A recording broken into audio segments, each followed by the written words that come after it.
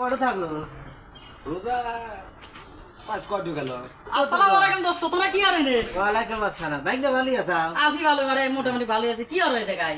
এই জায়গায় রোজার পেছাল করতেছি বাবা রোজার কথা কথা শুন। আমরা আজান দিব তুমি নামাজ পড়ো। আজান দিবে, নামাজ পড়ে যাবা। কিন্তু আমার মাথার মধ্যে একটা বুদ্ধি আছে। কি বাবা যদি দুজনের মধ্যে একজন যদি রোজা রেখে পারো, যা যা খাইবে আমি তোমাকে তাই দেব। দেখছে আইতে দিবেন তো? হ্যাঁ। দিবেন তো? 100 বার। আমরা সাক্ষী আছেন দোস্ত। সাক্ষী তো আছে তার রোজা থেকে ভাঙা যাবা খাওয়া যাবা আচ্ছা তাহলে চলেন যাই।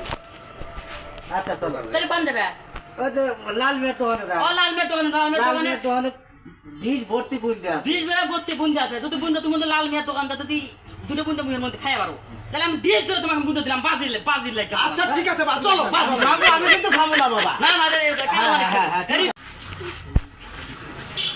হ্যাঁ বসো হ্যাঁ, গালো আমি বাইরে যা বুন্দা। বাজি লাগছেন, বাজ বুন্দা খাওয়া লাগে। বুন্দাও খাওয়া লাগবো। খা খাইতে যা। না আম বুন্দা খা।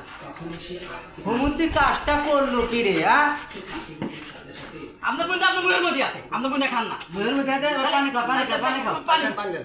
পানি খা হ্যাঁ, পানি দাও। তাহলে বিশ্বাস করবো, তাহলে বোঝা নাই। পানি খা হ্যাঁ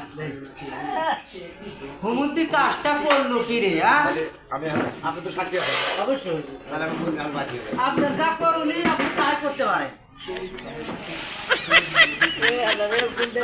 ভাগ্যা ভাগ্যা কি করবো? ওই হুমুন্দি মনে হয় যে আসলে মনে হয় রোজা নাই মা, আমি কি জানি এই হুমন্দির রোজা নাই?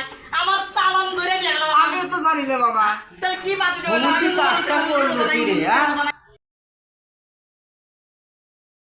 হুমুন্দির সাল কয় কি রে